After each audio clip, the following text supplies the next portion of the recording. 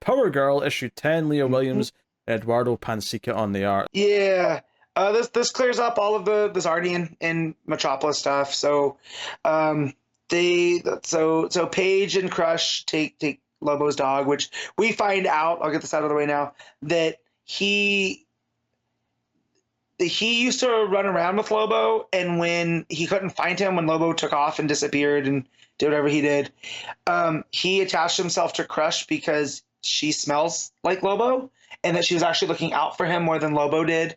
So, you know, they ended up bonding, and so the three of them are in. They go to Steelworks. They end up rooting through a lot of the technology where Paige can essentially make an EMP to knock out the nano guns that the Zardian bikers were using to imprison the Holiday Girls.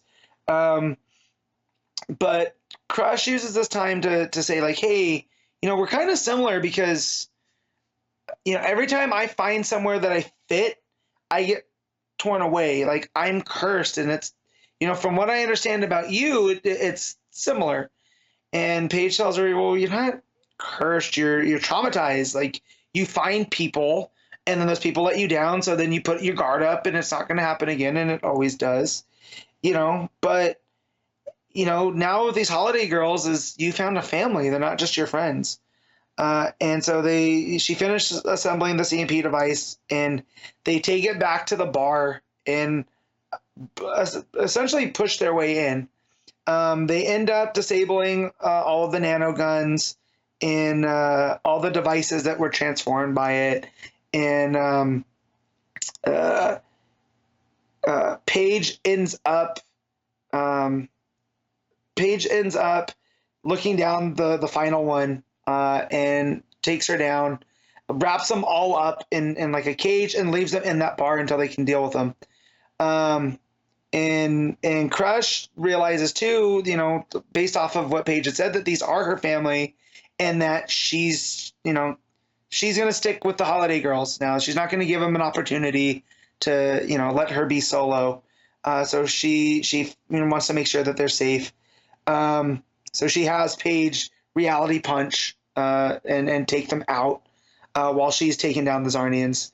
And there's this really weird section where Crush is talking to Paige as they're fighting the Zarnians, and Paige tells her, you know, it's important, you know, for, you know, she goes, I think I should take that point now.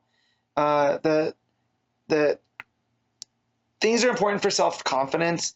And Crush tells her, you know, my self-confidence is fine. I fought you. You know, I had you on your back within 2 seconds of us meeting.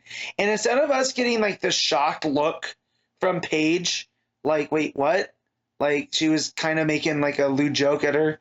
We get this, like, it's a really weird art choice where it's just very small, and Crush is like, oh no, not like that. You're not my type. You're too skinny. And it's just a really weird, like, it doesn't seem like the art matches the dialogue. Because then it goes straight from this little part where she says, you're not my type, to her, you know, finishing off one of the Zarnian guys. And I just, you know, I would have wanted a bigger reaction from Paige off of something like that. Like, play it for comedy. And they just kind of, it makes for a very awkward, almost shocking for shocking's sake. And yeah, and again, the art just doesn't seem to match. And the art, while it's fine, it's not where Panseca's art has been. It feels very rushed. Like, there's not a lot of details on the faces. You know, Paige looks fine, but she looks more like Supergirl in some of them. So yeah, it's just not as crisp as it has been. While all this is going on, the symbiote creature is walking around Metropolis with this lion body. And because of the presence of the Zarnians and the nano stuff, his power of being able to adapt technology and reform it to him starts to go haywire. So at the end, he ends up taking some like extra electricity from a car to burn out like whatever these nanobots that are affecting him are, which now he can't change his appearance at will for long periods. But he ends up wandering over to the bar where all the Zarnians are, while Paige and Crush are dealing with the Holiday Girls, and ends up killing them all. He shapeshifts into this bald man, kind of looks like Bruce Willis, which I don't know if that was a stylistic choice or a coincidence. And basically says, I'm Death, I'm Symbio. And then when Paige goes to get them back, they're not there, and they think that, oh, someone must have come and dealt with them.